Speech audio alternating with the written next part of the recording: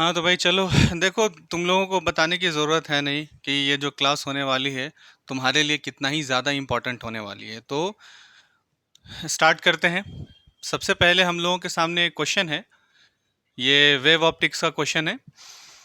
NEET 2016 में आया हुआ है। The intensity at the maximum in Young's double slit experiment is I naught. ये कह रहा है कि जो यंग डबल स्लिट एक्सपेरिमेंट से जो इंटेंसिटी हम लोगों को मिल रही है वो भी कैसी intensity, maximum intensity, I max, maximum intensity, वो आई नॉट है। Distance between two slits is D equals to 5 lambda. तो टू स्लिट्स कहने का क्या मतलब हो गया कि भाई ये तुम्हारे पास दो स्लिट्स हैं, दो स्लिट्स हैं, ठीक है। इन दोनों स्लिट्स के बीच की डिस्टेंस डी होती है, ये सबको मालूम है। और ये जो डी है ना, ये डी दी हुई है कितनी, 5 लैम्डा, ठीक है। Where lambda is the wavelength of light used is the experiment. What will be the experiment? What will be the intensity in front of one of the slits on the screen placed at a distance d equals to 10d? तो ये जो distance होती है screen की, ये d होती है, और ये d की वैल्यू कैपिटल D, इसकी वैल्यू 10 स्मॉल d दी हुई है। ये क्या कहता है भाई, ध्यान से देखो। ये क्वेश्चन कह रहा है कि what will be the intensity in front of one of the slits on the screen. अब इन दोनों स्लिट से इस स्क्रीन पर जो इंटेंसिटी बन रही है, और वो भी ठीक एक स्लिट के सामने कह रहा है, बिल्कुल ठीक सामने। तो ठीक सामने तो मान लेते हैं कि ये स्लिट वन के सामने यहाँ कहीं पर पी पॉइंट मान लो, और इस पी पॉइंट पर इंटेंसिटी जो बन रही है, समझ लो कि वो कह रहा है क्वेश्चन में कि वो बताओ, ठीक है, कि कितनी है। तो हमें क्या पता है कि ये जो P है, मान लिया कि P है, तो P से, और ये जो सेंट्रल मैक्सिमा होता है, ये जो सेंट्रल मैक्सिमा है, तो सेंट्रल से और जहाँ कहीं भी पॉइंट हम लोग लेते हैं स्क्रीन पर, वहाँ तक की डिस्टेंस क्या हो जाती है, y हो जाती है, ठीक है। तो अगर तुम ध्यान से देखो, है ना, तो ये यहाँ से यहाँ तक की डिस्टेंस फिर क्या कहलाएगी, ये तो पूरी की पूरी डिस्टेंस d है। तो यहाँ से यहाँ तक की डिस्टेंस क्या कहलाएगी, यानी ये वाली डिस्टेंस क्या कहलाएगी, ये डिस्टेंस हो जाएगी d/2, ठीक है। ये डिस्टेंस क्या हो जाएगी, d/2। ये क्यों लिया हम लोगों ने, इसके आगे की पीछे की बात, आगे की बात हम लोग देखते हैं। तो y इक्वल्स टू हमारे पास क्या आ गया, d/2 आ गया, ठीक है, ठीक है। अब हम लोगों को क्या क्या चाहिए, या क्या कह रहा है इसने, तो इंटेंसिटी की बात की है ना, कि यहाँ जो इंटेंसिटी है वो फाइंड करो। तो यहाँ की इंटेंसिटी अगर हमें चाहिए, यहाँ की इंटेंसिटी हमें चाहिए, ठीक है। तो सीधी सी बात है कि हमें पता है इंटेंसिटी के कई सारे फॉर्मूले हम लोगों को मालूम है। तो पहली बात तो ये भी है कि आई नेट इक्वल्स टू में I1 plus I2 plus 2 root I1 I2 cos delta 5/2 होता है। पर यहाँ पे I1 और I2 तो गिवन है नहीं। तो एक फॉर्मूला और है हमारे पास आई नेट का, वो है I max cos square delta 5/2। ये हम लोग यहाँ लगा सकते हैं। ऐसा क्यों, क्योंकि हमें आई मैक्स की वैल्यू दी हुई है, ठीक है। अरे इसकी जगह पे 4I0 की जगह पे हम लोग आई मैक्स भी लिखते हैं। कई सारे कई कई तरह से हम लोगों ने इसको डिराइव किया हुआ है, ठीक है। तो सीधी सी बात है कि हमें इसी फॉर्मूले का यूज़ करके इसका आंसर लेकर आना है। आई मैक्स की वैल्यू दी हुई है कॉस स्क्वायर डेल्टा 5/2। तो अब हमें चाहिए डेल्टा 5 चाहिए हमें, है ना, क्या है, फेज डिफरेंस है, ठीक। तो फेज डिफरेंस निकालने के लिए हमें पता है 2π/λ डेल्टा x, मतलब पाथ डिफरेंस चाहिए। तो पाथ डिफरेंस की वैल्यू क्या हो जाती है भाई, पाथ डिफरेंस की वैल्यू हो जाती है y स्मॉल d/d। क्यों, क्योंकि y की वैल्यू हमें मालूम है। तो ये वाला फॉर्मूला ले लेंगे डेल्टा x का। तो y की जगह पे d/2 रखा, तो delta x is equals to में d/2 इंटू में d डिवाइडेड बाई डी। तो डेल्टा एक्स हमारे पास कितना आ जाएगा, डेल्टा एक्स आ जाएगा d² डिवाइडेड बाई 2d। ये डेल्टा एक्स की वैल्यू आ गई। फर्स्ट स्टेप में हमारा काम हो गया। ठीक है, तो स्टेप 1 समझ लो ये है, यहाँ हो गया। अब हमें डेल्टा एक्स को क्या करना है, इसमें पुट कर देना है। तो डेल्टा एक्स को यहाँ पुट करो। तो delta phi is equals to 2 pi divided by lambda into delta x है d² बाई 2d। ठीक, और अगर ध्यान से देखो तो d की वैल्यू दी हुई है, d की वैल्यू, स्मॉल d की वैल्यू दी हुई है 5d और कैपिटल D की वैल्यू दी हुई है 10d। तो हम लोग यहाँ से लिख सकते हैं delta phi is equals to 2 pi divided by lambda into d 5d into 5d divided by 2 into 10 small d। ठीक है, 5 lambda into 5 lambda divided by 10d। ठीक है, ठीक है, तो ये तो गड़बड़ हो सकता है। हाँ, तो ऐसा करो, सबसे पहले d को रहने दो यहाँ, d इंटू डी, तो एक d से एक d कट जाएगा। ठीक है, तो delta phi is equals to 2 pi divided by lambda into इस d की जगह पे अब रख लो 5 लैम्डा अपॉन 2 इंटू 10, 5 2 ज़ा 10, लैम्डा से लैम्डा गया, delta phi is equals to, अच्छा 2 से एक 2 भी गया, तो आ गया पाई divided by 2 that is 90 degree. तो तुम्हारे पास फेज डिफरेंस कितना आ गया, 90 डिग्री आ गया। ठीक है, 90 डिग्री आ गया, यहाँ से लिख लेते हैं, है ना। तो अब यहाँ से इस वाले फॉर्मूले पे I net is equals to, I max की जगह पे क्या रखोगे भाई, मैक्सिमम क्या दिया हुआ है, आई नॉट, फिर उसके बाद कॉस स्क्वायर, डेल्टा फाई की जगह पे क्या रखोगे, 90 डिग्री डिवाइडेड बाई 2, ये 45 हो जाएगा।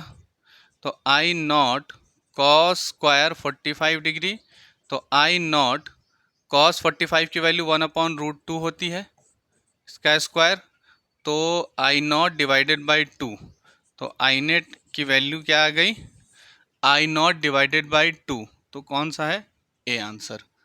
और मज़े की बात तो ये है कि ये जो क्वेश्चन है, ये क्वेश्चन जेई मेंस में भी आया हुआ है और ये रिपीटेड क्वेश्चन है भाई, रिपीटेड हुआ है जेई मेंस में, और 2026 है ना, 2026 की बात है, 2026, चलो यहीं पे लिख दे रहे, 2026 में जो जेई मेंस का एग्ज़ाम हुआ है, जेई मेंस कब, जेई मेंस जनवरी, जेई मेंस अप्रैल, इसमें भी ये क्वेश्चन देखने को मिला है हम लोगों को। ठीक है, चलो अगले क्वेश्चन पे चलते हैं। चलो तो अगला क्वेश्चन देखो, अगला क्वेश्चन क्या है, क्वेश्चन है in a diffraction pattern due to a single slit of width A the first minimum is observed at an angle 30 degree. तो first minimum observed at an angle 30 degree when light of wavelength 5000 angstrom, wavelength 5000 angstrom है, is incident on the slit, slit पर incident करे। ठीक है, the first secondary maximum is observed at an angle, तो first secondary maximum observed दिया क्या, अच्छा सबसे पहली बात क्या है ना, अगर हम सॉल्व करेंगे इसे, तो डिफ्रैक्शन की शर्त क्या होती है, डिफ्रैक्शन में अगर तुम बात करो डिफ्रैक्शन में, तो डिफ्रैक्शन में मैक्सिमा की या मिनिमा की शर्त क्या होती है, मैक्सिमा या मिनिमा की शर्त, सबसे पहले तो ये बात हम लोग कर लेते हैं। तो मैक्सिमा मिनिमा की शर्त क्या होती है भाई, मिनिमा की शर्त, अगर मिनिमा की शर्त की बात करोगे तो इसकी शर्त होती है A sine theta is equals to n lambda, minima के लिए। और मैक्सिमा के लिए तो बात होती है A sine theta is equals to 2n plus 1 lambda by 2। ये मिनिमा की शर्त होती है, ये मैक्सिमा की शर्त होती है, किसमें? डिफ्रैक्शन में। समझ में आ रही बात की नहीं आ रही है? ठीक है। तो अब यहां से जब हमें शर्तें मालूम हो गई तो गिवन क्या है, बोलो जरा। गिवन क्या है भाई? गिवन क्या है देख लो। ए सिंगल स्लिट के लिए विड्थ दी हुई है ए। द फर्स्ट मिनिमम मिनिमम दी हुई है, तो मिनिमम का मतलब कि ये तुम्हारा मिनिमा दिया हुआ है एट एन एंगल 30 डिग्री पे। तो मिनिमा के लिए, अब भाई मिनिमा के लिए तो A sine theta is equals to में क्या लिखोगे तुम? N lambda. और एन तुम्हारा है 1, फर्स्ट है ना, फर्स्ट है तो एन तुम्हारा क्या हो जाता है? 1 हो जाता है। यहाँ से बात करोगे अगर एन की तो एन 1 2 3 एंड सो ऑन।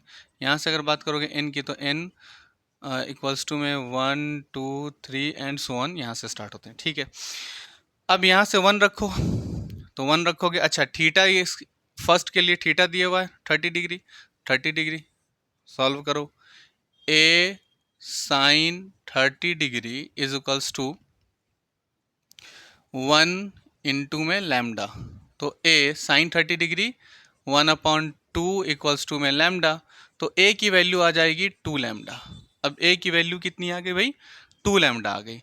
तो तुम्हें सॉल्व करने के लिए क्या कह रहा है? तुम्हें पता करने के लिए कह रहा है सेकेंडरी मैक्सिमा, मैक्सिमा की बात कर रहा है। तो मैक्सिमा का की शर्त क्या अभी देखिए हम लोगों ने, A sine theta is equals to 2n plus 1 lambda by 2। A की वैल्यू आ गई, आ गई। तुमसे क्या कहा है? एंगल फाइंड करने के लिए, एंगल फाइंड करने के लिए किसकी? तो फर्स्ट सेकेंडरी मैक्सिमा यानी कि फर्स्ट मैक्सिमा के लिए। तो फर्स्ट यानी एन कितना हो गया? एन 1 हो गया, एन इक्वल्स टू 1 हो गया। तो ए की वैल्यू कितनी लिखोगे? Lambda by 2 sine theta is equals to में 2 इंटू 1 प्लस 1 लैम्डा बाई 2, ये तो गए। Sine theta is equals to हो जाएगा, कितना हो जाएगा? 2 और 1 3, 3 है ना। अरे ये तो गलत हो गया यार। 2 लैम्डा ना, 2 लैम्डा। तो लैम्डा से लैम्डा चला गया, 2 तो रहेगा भाई। 2 2 जा, ये हो गया कितना? 4। यहाँ से होगा 4। तो यहाँ लिख सकते हो sine theta is equals to में 3/4। तो थीटा इज इक्वल्स टू क्या लिखोगे? Sine inverse 3 divided by 4। ये आ गई, ये एंगल आ गया तुम्हारा। ठीक है, चलो कहाँ है भाई इसमें? साइन इनवर्स 3/4, ये आंसर है। तो नीट 2016 में आया हुआ ये क्वेश्चन है, सही है। चलो नेक्स्ट क्वेश्चन देखते हैं। चलो अगला क्वेश्चन है, two coherent sources produce wave of different intensities which interfere. After interference the ratio of the maximum intensity to the minimum intensity is 16।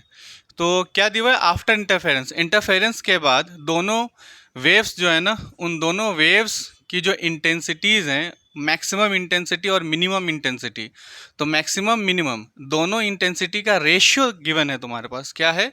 Maximum intensity यानी आई मैक्स डिवाइडेड बाय आई मिन given है 16, तो divided by 1 हो जाएगा min. ठीक है, the intensities of the waves are in the ratio. Intensities of the waves है ना, इंटेंसिटीज ऑफ द वेव्स का कहने का क्या मतलब हो गया कि I1 डिवाइडेड बाई I2, इन दोनों इंटेंसिटीज का रेशियो क्या होगा, जो जेई मेंस 2019 में आया हुआ क्वेश्चन है। Very easy. आई मैक्स क्या जानते हो भाई? आई मैक्स के लिए root over I1 plus root over I2, root over I2 का whole square divided by root over I1 minus root over I2 का होल स्क्वायर। ये क्यों हम लोग फाइंड कर रहे हैं? सीधी सी बात है कि हमें I1 और I2 का रेशियो चाहिए। तो हमें ये पता है कि इसका फॉर्मूला ये होता है, इक्वल्स टू में 16 divided by 1, squaring on both, square root on both side अगर करोगे, square root on both, square root on both side, दोनों साइड अगर स्क्वायर रूट करोगे तो यहाँ से हमें root over I1 plus root I2 divided by root I1 minus root I2 ये मिलेगा। इक्वल में इधर मिल जाएगा 4/1। क्रॉस मल्टीप्लाई करो, क्रॉस मल्टीप्लाई करने पर क्या हो जाएगा, 4√I1 plus 4√I2 equals to में √I1 इक्वल्स टू में 4√I1 माइनस 4√I2, ये हो जाएगा। अब I1 वालों को एक तरफ कर दो, I2 वालों को एक तरफ कर दो, है ना। तो I1 वालों को अगर एक तरफ करोगे तो हो जाएगा 4√I1 minus √I1 equals to में ये हो जाएगा 4√I2 प्लस √I2, ठीक है, ये हो गया। अब ये माइनस हो जाएगा, 3√I1 हो जाएगा इक्वल्स टू में ये प्लस हो जाएगा, 5√I2 हो जाएगा। तो √I1 divided by √I2 equals to में मिलेगा हमें 5/3। अब क्या करो, स्क्वायर कर दो, स्क्वायरिंग कर दो, स्क्वायरिंग ऑन बोथ। इधर हम लोगों ने स्क्वायर रूट किया था, इधर स्क्वायरिंग कर दो। स्क्वायरिंग करने पर क्या हो जाएगा, ये I1 डिवाइडेड बाय I2 मिलेगा और ये मिल जाएगा 25 डिवाइडेड बाय 9। तो दैट इज़ योर आंसर, ठीक है, वेरी इजी, सही है। नेक्स्ट पर चलते हैं हम लोग। चलो तो अगले क्वेश्चन को देखते हैं। क्वेश्चन है, Young's double slit experiment is first performed in air.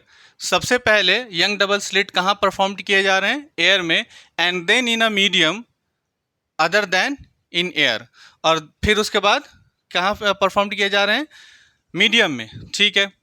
It is found that 8th bright fringe in the medium lies where 5th dark fringe lies in air. देखो बहुत बढ़िया क्वेश्चन है ये, है ना, बहुत ही अच्छा क्वेश्चन है, नीट 2017 में आया हुआ भी है।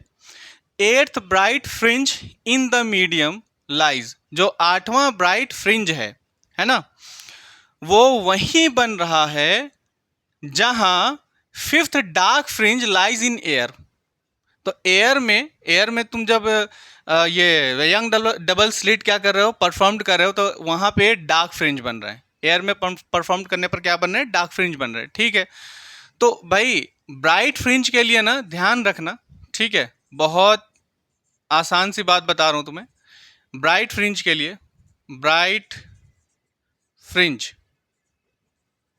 फ्रिंज की बात अगर होगी तो उसने क्या कहा कि 8th ब्राइट फ्रिंज, तो 8th ब्राइट फ्रिंज की अगर बात होगी ना, तो जो नंबर दिया है ब्राइट फ्रिंज के लिए, जो नंबर दिया है, जैसे 8 है तो वही नंबर होगा 8 बीटा। और अगर बात होगी डार्क फ्रिंज की, है ना, डार्क फ्रिंज की अगर बात होगी, तो अगर डार्क फ्रिंज की बात होती है तो जो नंबर दिया है, जो भी नंबर दिया होगा उसमें क्या करो ना, 0.5 माइनस कर दो। 0.5 माइनस करोगे तो 5th डार्क फ्रिंज बन रही है, तो 0.5 माइनस करोगे तो आ जाएगा 4.5, ये हो जाएगा बीटा, ठीक है। ये दो बातें तो क्लियर हुई। इसके अलावा एयर में लैम्डा होता है, एयर का लैम्डा क्या होता है, लैम्डा होता है। बट मीडियम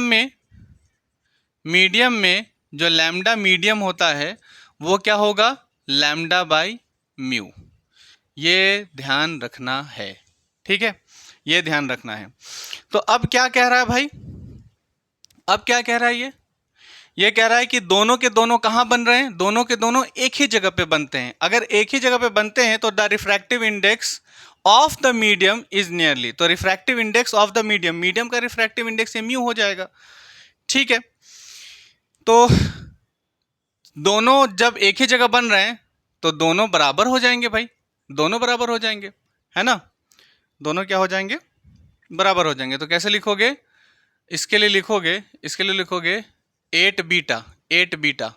तो 8 बीटा की जगह चलो 8 ही बीटा लिख लो, 8 बीटा इज इक्वल्स टू में इसे लिखोगे 4.5 बीटा, ये भी है, ठीक है। तो ये जो डार्क बीटा है ये कहाँ के लिए है, ये एयर के लिए है। और ये जो ब्राइट बीटा बना है, ये ब्राइट बीटा कहाँ पे, मीडियम के लिए, तो ब्राइट बीटा मीडियम के लिए है ना। तो बीटा की जो वैल्यू होती है, हमें पता है कि बीटा इज इक्वल्स टू क्या होता है, बीटा इज इक्वल्स टू होता है lambda capital D by small D. ये बीटा है यानी फ्रिंज विड्थ। तो बीटा की जगह पे रख लो भाई, ये फॉर्मूला रख लो। अब चूंकि ये मीडियम का है, अगर मीडियम का होगा तो beta medium is equals to क्या लिखते हैं हम लोग, बीटा मीडियम इक्वल होता है किसके, lambda by mu, lambda by mu divided by lambda by mu capital D divided by small D. तो उसकी जगह पे ये रख लो 8 lambda by mu capital D divided by D equals to 4.5। Beta air के लिए तो यही रखेंगे हम लोग, lambda D divided by small D. क्या क्या, हाँ ये सब तो है ही नहीं, तो लैम्डा लैम्डा तो सब क्या, ये सब सेम ही होगा तो सब कट जाएगा। तो हो जाएगा तुम्हारे पास 8 डिवाइडेड बाई 4.5 इक्वल्स टू में म्यू, म्यू फाइंड करना है, हटाया इसको 80 हो गया, 5 9 45, 5 16 80, 9 से भाग कर दो, 9 1 9 पॉइंट बचा कितना 7, तो 9 7 63 आया 7, फिर 9 7 63 आया 7, फिर 9 7 63 एंड सो ऑन, ये चलता जाएगा। तो म्यू इज इक्वल्स टू आ गया 1.777, दैट इज लिख सकते हो म्यू इज इक्वल टू 1.78, है ना, जो कि इसके लिए भी ए है। ठीक है, चलो बहुत बढ़िया। चलो अब ये क्वेश्चन देखो, क्वेश्चन क्या है, क्वेश्चन है in a Young's double slit experiment a student observe 8 fringes in a certain segment of screen when a monochromatic light of 600 nanometer wavelength is used। ठीक है, if the wavelength of light is changed to 400 nanometer, पहले wavelength 600 nanometer की थी और बाद में बाद में जो wavelength हुई है वो 400 nanometer हो गई। ठीक है, उसने चेंज कर दिया। then the number of fringes he would observed in the same region of the screen is। ठीक है, तो अब जरा सा ध्यान से देखो, ये इसने कहा कि एक कोई स्टूडेंट है, उसने 8 फ्रिंजेस बनते हुए देखा है एक स्क्रीन पर, है ना, तो वो भी सिंगल स्लिट है ना, सिंगल स्लिट, डबल स्लिट है, चलो डबल स्लिट है भाई, डबल स्लिट है, यंग डबल स्लिट है, ये मान लेते हैं कि क्या है, ये स्क्रीन है हमारी, और स्क्रीन कहाँ से, ये जो यंग डबल स्लिट है, इस स्लिट से डी डिस्टेंस पर मौजूद है, ये सोर्स 1 है, ये सोर्स 2 है, इन दोनों के बीच की डिस्टेंस स्मॉल डी है। अब वो क्या, अच्छा मान लिया हमने कि ये जो स्क्रीन है ना, इस स्क्रीन की लेंथ एल है, हम कह रहे हैं कि इस स्क्रीन की लेंथ कितनी है, एल है, एल लेंथ की ये स्क्रीन है। ठीक है, तो सिंपल सी बात है ना, एक स्क्रीन है उस पर एक फ्रिंज बनी, एक फ्रिंज बनी, है ना, तो फ्रिंज बनी, तो फ्रिंज ये एक फ्रिंज ये है, एक फ्रिंज बनी, तो दो फ्रिंजेस के बीच की डिस्टेंस क्या होती है, फ्रिंज विड्थ होती है, तो ये फ्रिंज विड्थ बनी। ठीक है, इसकी डिस्टेंस क्या हो जाएगी, फ्रिंज विड्थ हो जाएगी। अब इस तरह से करते हुए कई सारी फ्रिंज विड्थ बनी इस पूरी एल लेंथ पे। एक फ्रिंज विड्थ बीटा है, एक फ्रिंज विड्थ क्या है, बीटा है, दो फ्रिंज विड्थ कितनी हो जाएगी, 2 बीटा हो जाएगी, 3 फ्रिंज विड्थ कितनी हो जाएगी, 3 बीटा हो जाएगी, 4 फ्रिंज विड्थ होगी तो 4 बीटा। समझ में आ रही बात कि नहीं आ रही? ऐसे ही करते करते अगर n times of fringe width हो गई तो n बीटा। समझ में आ रही बात, n बीटा। तो अब इस तरह से ये जो स्क्रीन l लेंथ की है, तो l लेंथ पे जो टोटल हमें फ्रिंज विड्थ मिलेंगी कितनी मिलेंगी, जाहिर सी बात है n बीटा। ये हमें l स्क्रीन पर पूरी l स्क्रीन पर, हाँ पूरी की पूरी l लेंथ की जो स्क्रीन है उस स्क्रीन पर हमें n बीटा फ्रिंज विड्थ मिलेंगी। ठीक ठीक ठीक, बिल्कुल ठीक, बिल्कुल ठीक। अब उसने क्या कहा, उसने ये कहा कि एक लाइट से जो जिसकी वेवलेंथ 600 नैनोमीटर है उससे हमें 8 फ्रिंजेस मिले। ठीक है, तो पहले उसने देखा तो 8 फ्रिंजेस मिले, तो इसका ये मतलब है कि पहले n1 कितना था, 8। ठीक है, लैम्डा 1 कितना था उसका, हाँ 600 नैनोमीटर।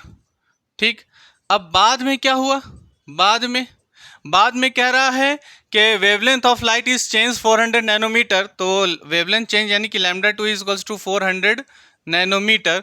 फिर कहता है कि then the number of fringes बताने के लिए, तो n2 बताने के लिए कह रहा है कि क्या होगा, he would observe in the same region of the screen, same region of the screen. इसका ये मतलब है कि स्क्रीन की जो एल लेंथ थी, स्क्रीन की लेंथ बदली नहीं है ना। तो जब नहीं बदली है तो पहले लेंथ L1 थी, तो बाद में भी लेंथ क्या होगी, एल L1 पहले, बाद में L2 अगर उसको लिखोगे तो दोनों तो इक्वली हो जाएंगे, ठीक है, इक्वली रखेंगे उसको, ठीक है।